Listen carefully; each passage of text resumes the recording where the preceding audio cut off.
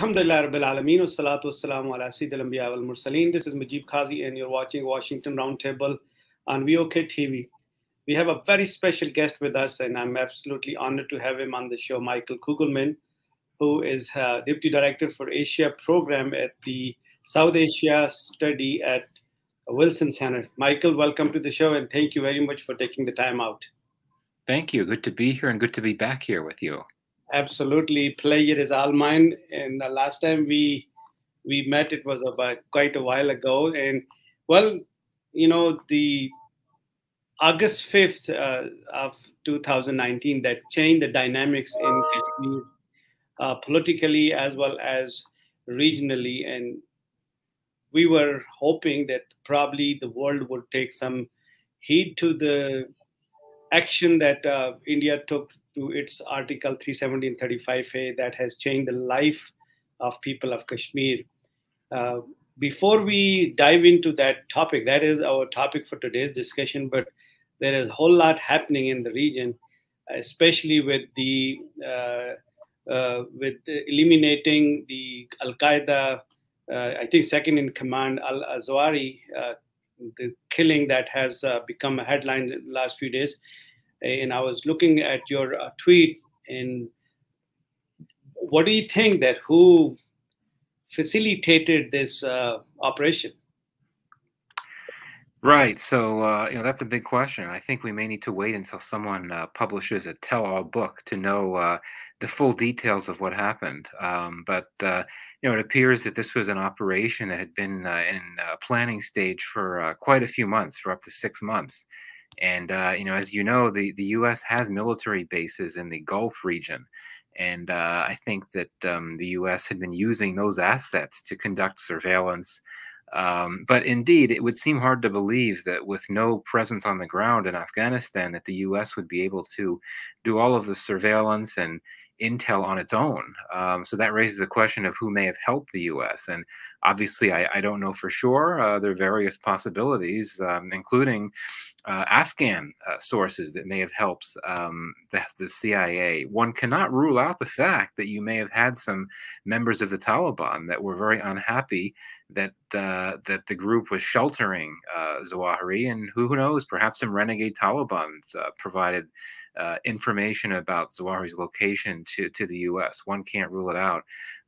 Some, including myself, have questioned whether Pakistan could have played a role in providing information to the U.S. I wouldn't overstate that possibility. I think that the U.S. and Pakistan, the relationship is stabilized, but there's a lot of mistrust, and I don't know if the U.S. would want to be working with Pakistan on such a sensitive issue like this. There's also the Qataris, for example.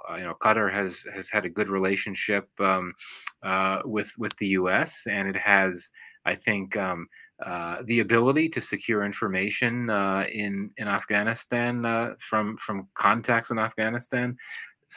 Also Central Asian states, other neighboring countries of Afghanistan. Who knows? Maybe they had been able to gain access to some information that they could pass on to the U.S. So ultimately, I don't know. But I do think it's quite striking that almost a year after the U.S. left Afghanistan, there had been no U.S. drone strikes or any type of airstrikes at all. And so finally, you now have one almost a year later, and it's huge because it takes out the supreme leader of Al Qaeda. So it really is. It's remarkable, and it shows that the U.S. does indeed have the ability to engage in counterterrorism operations in Afghanistan, even when there's no U.S. military presence in Afghanistan. Well, that brings me to the Doha Accord. Taliban have given guarantee to the world that they would not harbor any terrorist in their land. So the question would be, was he already there in Afghanistan? Was he brought in after NATO left? What could be the assessment? I mean, obviously, these are our speculation unless we know for a fact that somebody, just like you said, would publish or maybe release a press so we would know it. But probably we can all talk about it. What is your assessment on that? Well, it sounds like U.S. officials have indicated that Zawahiri, and his family had been there in Kabul for quite some time, and also a number of analysts that have studied terrorism issues in Afghanistan, had thought that he had been in Afghanistan for quite some time as well. But the important thing is that he was discovered in Afghanistan well after the Doha Agreement between the Trump administration and the Taliban. And indeed, the key stipulation, the key part of that agreement, what it says is that you cannot have any individual or group in Afghanistan that threatens the security of the U.S. And I think that the Taliban would argue that Zawahiri, just by being there in Kabul, didn't mean that he was threatening the security of the U.S., especially because the U.S. no longer is in Afghanistan. But I think one could much more convincingly argue that Zawahiri, just by being who he was and his position, made him a threat to the security of the U.S. because he led a group that has attacked Americans and that vows to attack Americans. And U.S. officials have said in recent days that he was continually calling for more attacks on the U.S. So to me, it seems like there's a pretty strong case that the Taliban have violated the Doha Agreement. Of course, the Taliban says the opposite, that it was in fact the U.S. that violated the Doha Agreement, and it may have as well. For, using military force inside the country, I'm sure that violates it. But that gets to the bigger issue, a moral issue of well, is it okay to violate the agreement in order to kill one of the most notorious terrorists the world has seen in quite some years, someone that has a lot of blood on his hands? So really, it comes down to that type of consideration too. There is also a speculation, and obviously it is all a speculation based on that. The Pakistani military chief made a call to the U.S. Undersecretary for the release of installment from IMF. Was it in exchange for that facilitation? Yeah, I'm a bit skeptical about those reports, just because it would seem odd that the second in command at the State Department would be in talking to the Pakistani Army chief about the IMF. It just doesn't make sense. The Pakistani Army chief has other interlocutors that he could reach out to if he wanted to. I'm sure he could arrange for that. Why the number two at the State Department? It doesn't make sense. And I don't see any link between that call, if that call happened, and what played out with the airstrike on Zawahiri, just because the planning, as I had said before, had been going on for more than 6 months. And the U.S. struck when it did because it had an opportunity. It had reportedly been monitoring Zawahiri's home for many days, waiting for the moment when he stepped out on his balcony, at a moment when the U.S. was confident it could quickly send the drone out. So again, I think that quite frankly, there have been too many links drawn here that shouldn't have been drawn. One linking the Bajwa call to Wendy Sherman to this operation with Zawahiri. I just don't see any links there. And again, I also question whether that call actually happened between Bajwa and Wendy Sherman. Of course, there's been no official comment from either the U.S. or Pakistan about that call. No confirmation, no denial, just silence, which is sort of interesting in of itself. So maybe we will circle back to the Al-Zawahiri situation, but what is your take on this, what ex-Prime Minister of Pakistan calls it an Operation Regime Change in Pakistan backed by the U.S.? I think it's inaccurate. I think the allegations are 100% false. I think that what happened is that a senior U.S. official at the State Department had a private conversation with the Pakistani ambassador, and in the course of that conversation, the U.S. official vented, which happens between when diplomats get together to talk. He vented. I mean, he clearly seemed to be unhappy with Imran Khan, and he apparently he said, well, things would be better if he doesn't survive office, if he leaves office. I don't know the exact words, and obviously I have not seen the cable that allegedly lays this out. But just because Donald Liu says that doesn't mean we should see that as a precursor to a regime change operation. And now I understand the context, because the U.S. certainly has a record in Pakistan of engaging in some very meddlesome, troublesome, problematic behavior. Looking at all of the spies that have operated in Pakistan over the years from the U.S., U.S. policies have been very problematic for sure, and the U.S. has undertaken regime changes in many countries around the world over the years. But I just don't think that there's enough stake.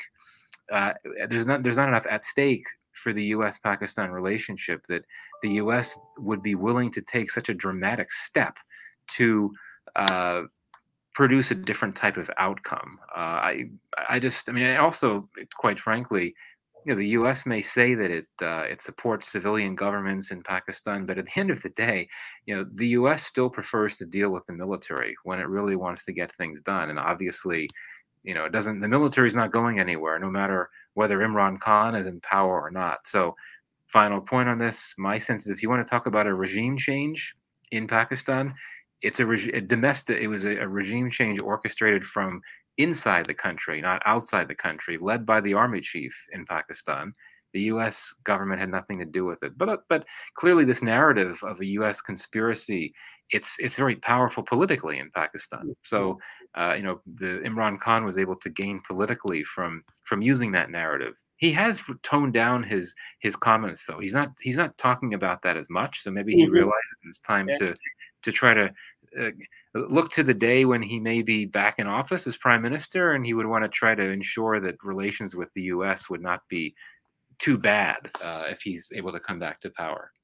He does actually make up for it, because when he refers back to the Donald Trump period, that when he had a very good relation with the U.S., it was just person to person. But moving on to the Al-Zawahiri situation, what would be the impact of his killing after his demise? What would be the impact in the region? Region means the end of the terrorism led by Al Qaeda in Pakistan and Afghanistan, and then we will dive into Kashmir situation.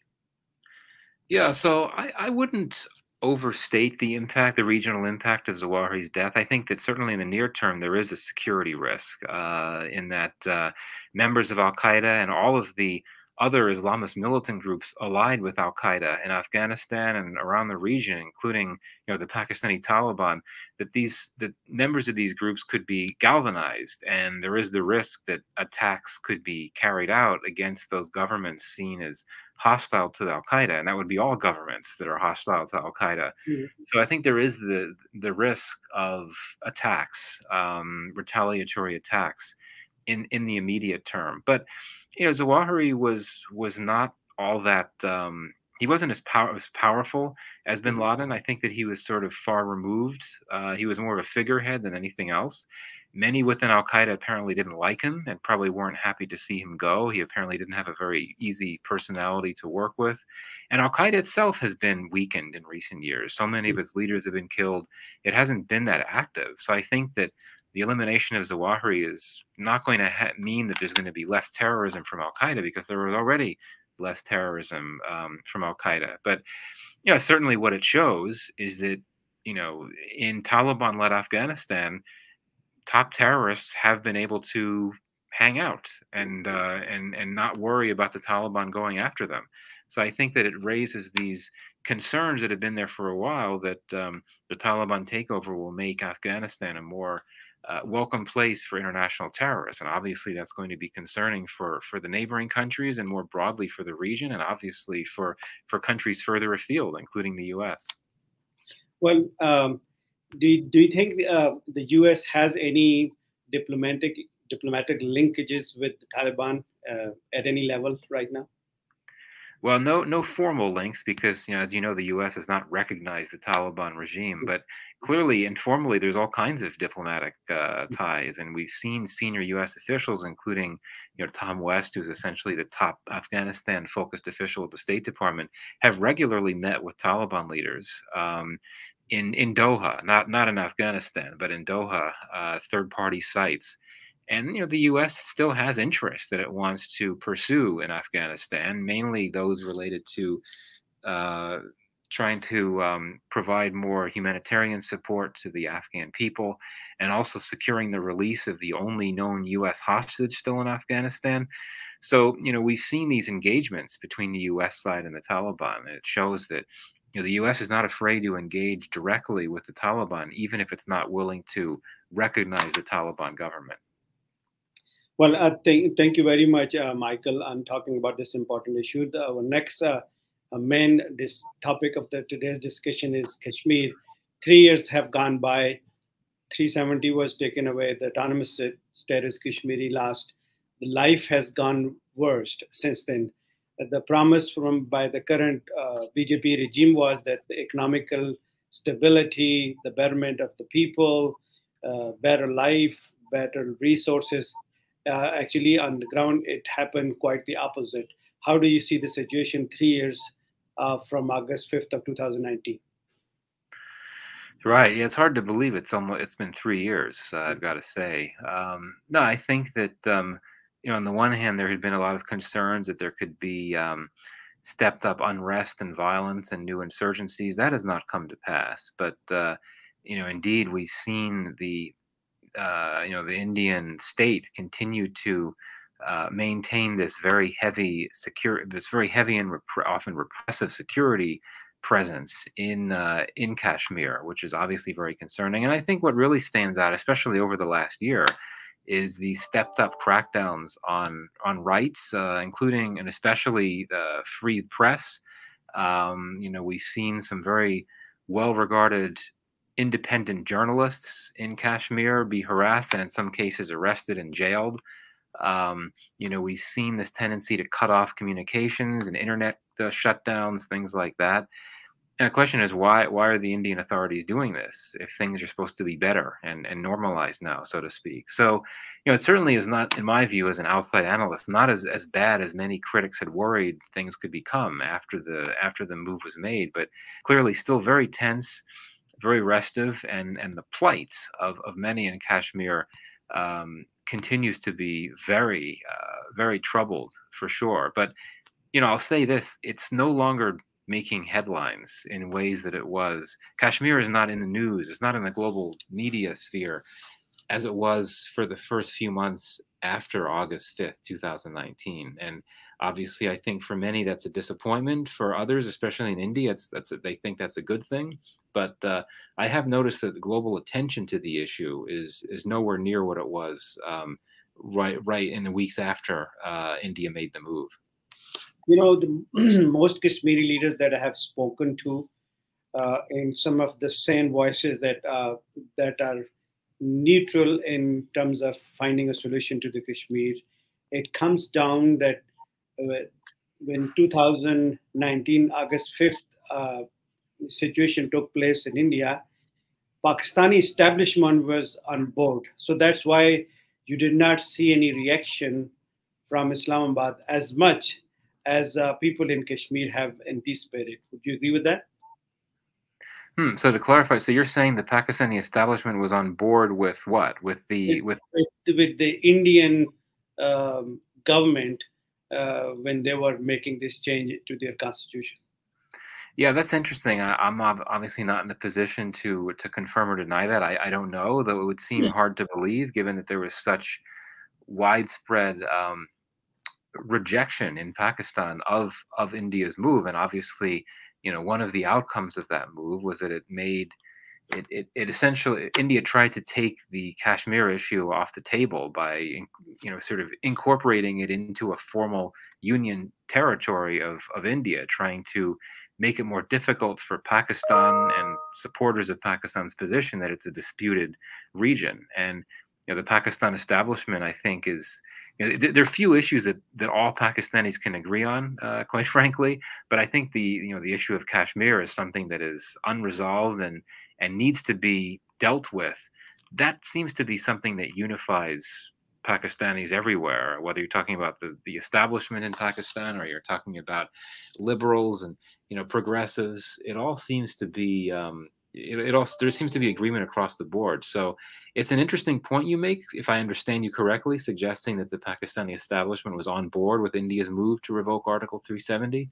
But I would think there may have been other reasons why they decided to stay quiet. But I just can't imagine that the establishment would be willing to accept it and just sort of allow to move on away from Kashmir. But I guess the more I think about it, I remember when General Bajwa, the army chief, made that famous speech at the Islamabad Policy Dialogue, I guess it was last year, he was calling for better regional relations, better relations with India, and he was sort of suggesting that the Kashmir issue. I mean, I can't remember the exact words, but the idea was that not everything has to be held hostage to the Kashmir issue. He did indicate that for true prosperity and stability, the issue needs to be resolved. But he seemed to be sort of stepping away from previous comments and suggestions that nothing can happen at all to improve regional relations until you have that issue resolved. But I'll stop speculating because I really don't know for sure. But again, I think that it would be hard to find anyone in Pakistan that would have supported India's move on August 5th, 2019. Well, these kind of statements that you have just alluded to, that's what makes leadership in Kashmir to come up with their own assessment that, because there was no strong reaction. I mean, there was a public uproar, obviously, the protest and the speeches and, the regular protest was one thing, but in a concrete spectrum, nothing was actually done, in terms of Prime Minister Imran Khan actually, to some degree, had taken a strong stance that no conversation or diplomatic relation with India until they restored 370 and 35-8. But the new regime, when they took over the power in Islamabad, they have set aside that policy and they opened the doors of trade and communication with India. So that's what brings to the Kashmiri leadership thinking that it was already arrangements were already made. It was just a course of time. They knew that the headlines would eventually would go away. Nobody will talk about it. Here and there, occasionally people talk about it, but the reality remains that people of Kashmir have not been given their due right of freedom.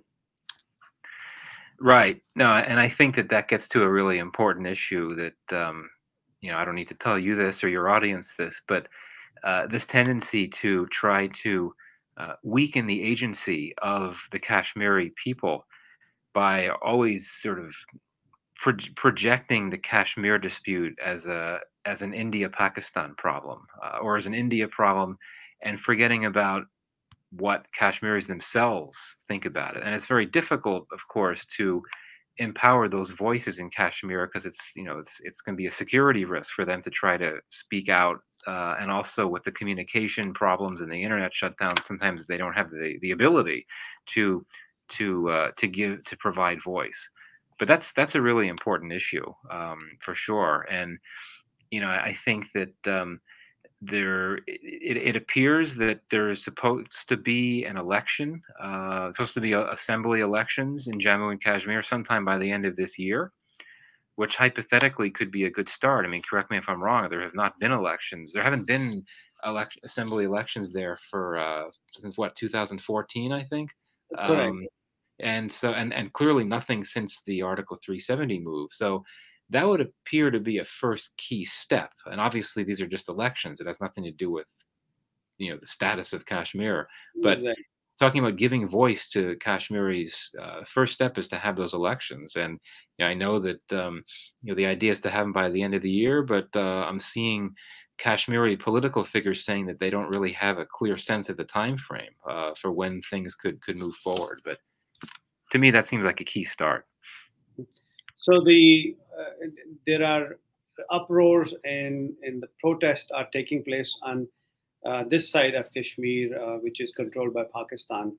And people, as recently I was talking to one of my relatives, his uncle died and uncle's sister lives on this side of Pakistan, and they just cannot even make a call. And even when the call is made, that is so much scrutinized that they are not able to have a clear connectivity where they can actually, at least to be able to extend the condolences.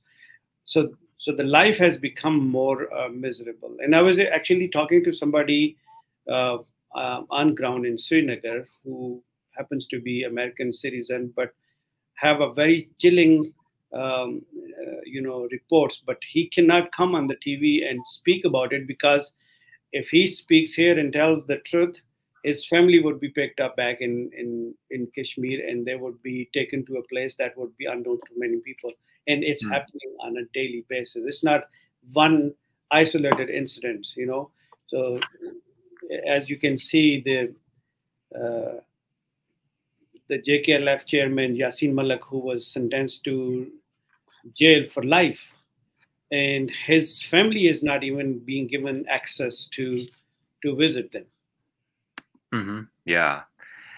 Now this is this is very distressing, and I guess it goes to the point I made before about how we haven't seen the types of violence that some had feared, but we're seeing this increasing uh, crackdown on speech and freedoms, and this is very troubling for sure.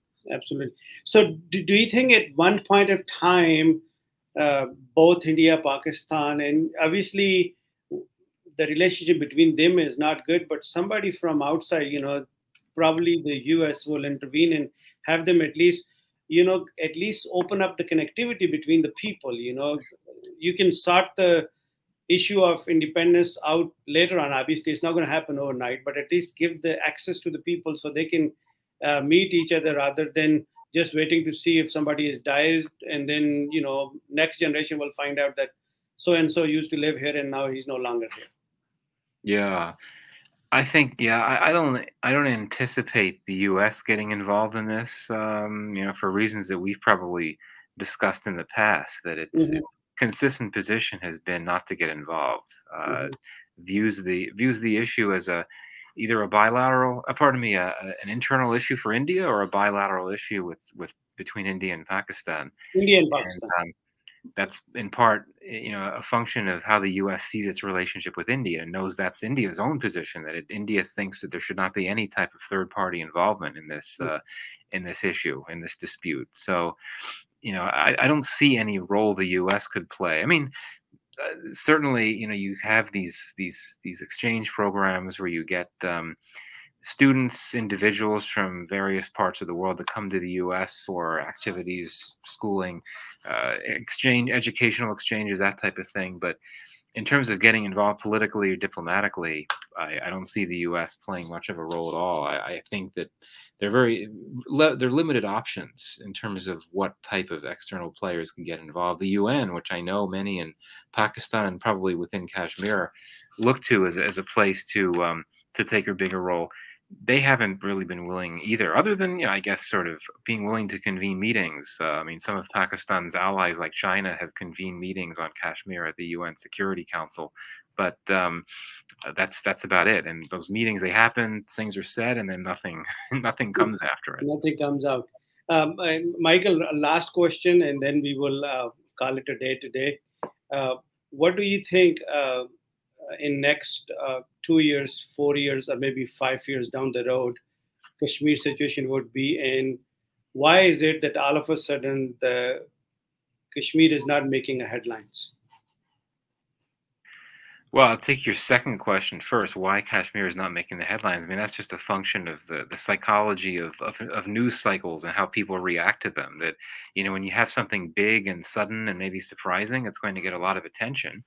But then when time has passed and nothing has really happened beyond that, then I think that attention dissipates and turns to other things. Also, the last year has been a particularly well, the last 2 years, the last 3 years have been very busy and hectic in international affairs, ranging from the pandemic to this intensifying U.S.-China competition to, of course, the war in Ukraine.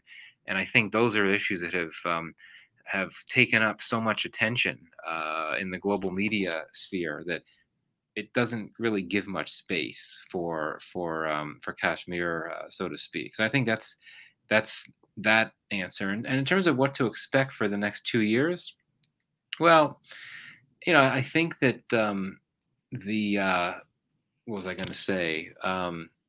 I lost my train of thought. Oh, yeah, I think that the question of um, the social state of play. I mean, we talk about this crackdown on freedoms and all of that. What might be the consequences of that? I mean, could we have resistance movements that sort of push back against that. Things have been relatively quiet now. I think that certainly is something to watch. But I think also the elections are key. Will those happen? Will they bring a new form of leadership? What could that mean for Kashmir? What could it mean for relations with between the Kashmir political figures and New Delhi? That's something else that I'll be watching for sure. And the economic state of play. I mean, we know there's been economic strain, pandemic strain in Kashmir, and finally beyond that, the Article 370 revocation caused a lot of new developments as a byproduct. And one of that, as you know, it makes it easier for people outside of Kashmir to acquire land and move there. That'll be notable to see what that could mean. I know that some of the sharp critics of India believe that that could mean that there's this effort at play to change the demographic balance of a region that's the only Muslim majority region in India. I don't know about that, but as we start getting into, as more time passes between that August 4th, 2019 date and what comes next, then we sort of think through what could some of the demographic impacts down the road be of that Article 370 revocation. So considering the demographic factors, the social factors, the economic issues, there's a lot to sort of track over the next few years. So basically, it will be the continuation of what we see right now.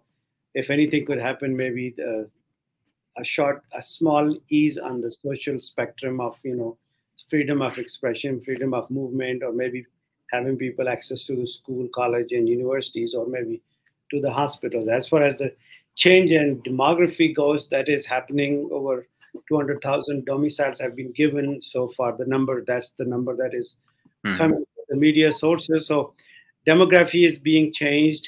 I know we're running out of time, but I do want to talk about last time you have alluded to it that you don't think that the genocide was happening and it was over exaggerated. But if you recall the hearing before the Congress of February of 2021, I believe, where the head of the Genocide Commission told the Congress that 9 out of 10 categories of the genocide have been met by India. The 10th one was the one that was just keep denying it.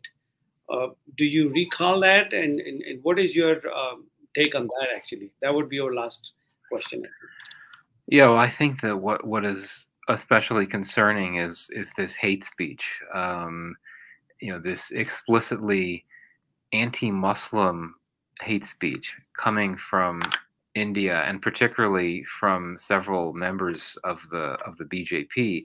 The fact that it happens and nothing is done by the government says nothing. I mean, there have been some cases of law enforcement intervening to investigate, make arrests, and so on. But I think it's the hate speech, the dehumanizing language that's used, and I know there's been parallels drawn between the situation in Rwanda, where you had the term that was used was cockroaches to refer to the Tutsi community, whereas in India you've had at least one case you've had Muslims referred to as termites, or illegal Muslim immigrants referred to as termites.